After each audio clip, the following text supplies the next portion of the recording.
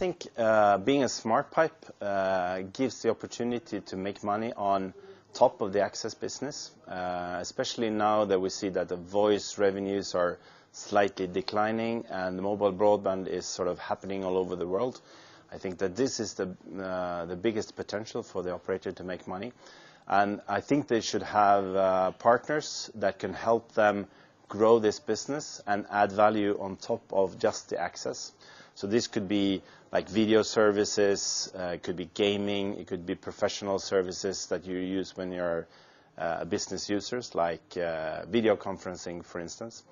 And I think we've seen some clear success stories here with music services like Spotify that has developed with a partnership. It's a product done by a totally different player, not by the operator, but still creating value both for Spotify and for the operator. So I think this is being a smart pipe, working with other partners.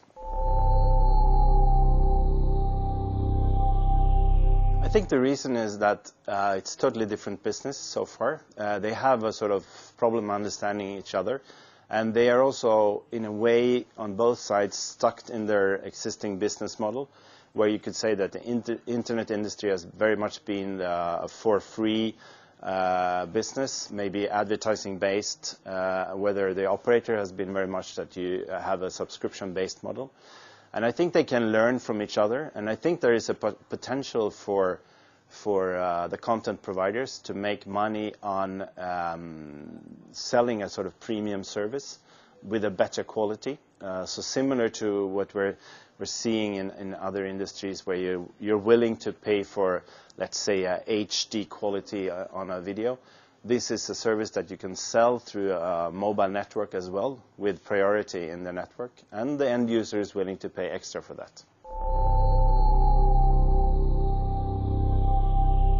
Yes, I think we're starting to see with 4G happening, there is an increased need for something else than speed in order for the end users to shift from, let's say, 3G to 4G.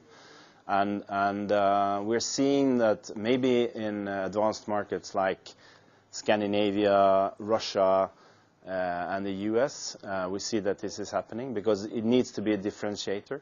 And we have a little 4G operator in Russia, so far just in the startup phase, that has bundled video in their access business in order to drive the uptake.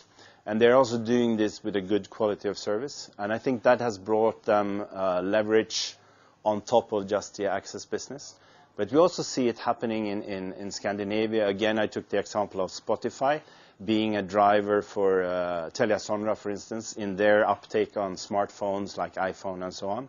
And I think they are now looking into finding other rich content that could drive the uptake in these markets. And also US is, of course, an interesting market, a big market with all the big content providers like Google, Amazon, Facebook around the corner.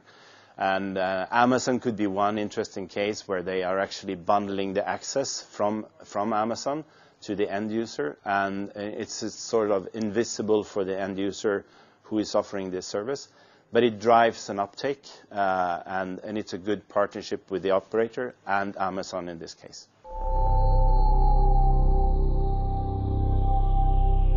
Well, I think the biggest fear I have is that with net neutrality being an issue from the regulator point of view, and best effort being sort of one of the bases for internet, best effort could also be the worst effort. And we see today that capacity that is needed by the end consumer is increasing, which is a good sign. That was the whole idea of building 3G in the beginning, that you wanted to have people using the network for services.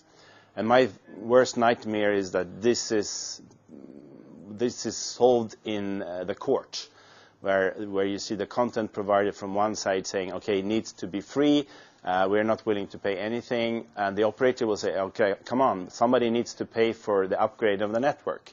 And I think if they can join hands and say that there is a willingness from the end user to pay for quality of service, And I take the example of a big American video content provider, Netflix, who has been very successful in selling videos for a flat rate of $8 per month to end users, and driving a lot of uptake and a lot of traffic in the internet network, but offering a good service for the end user.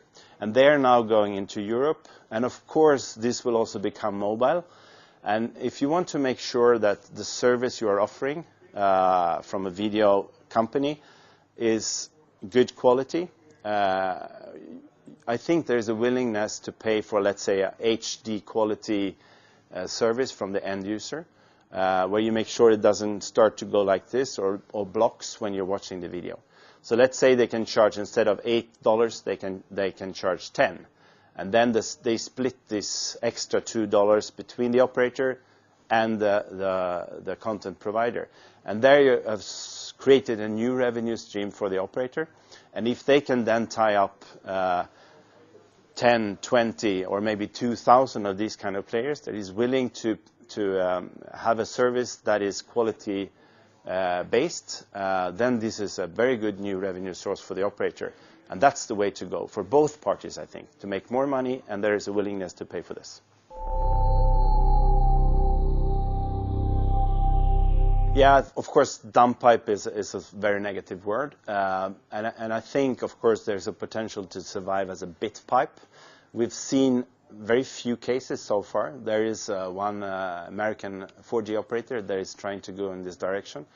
Not having any end user whatsoever, but rather selling the access capacity to others. And if you start from scratch, that's the way to go.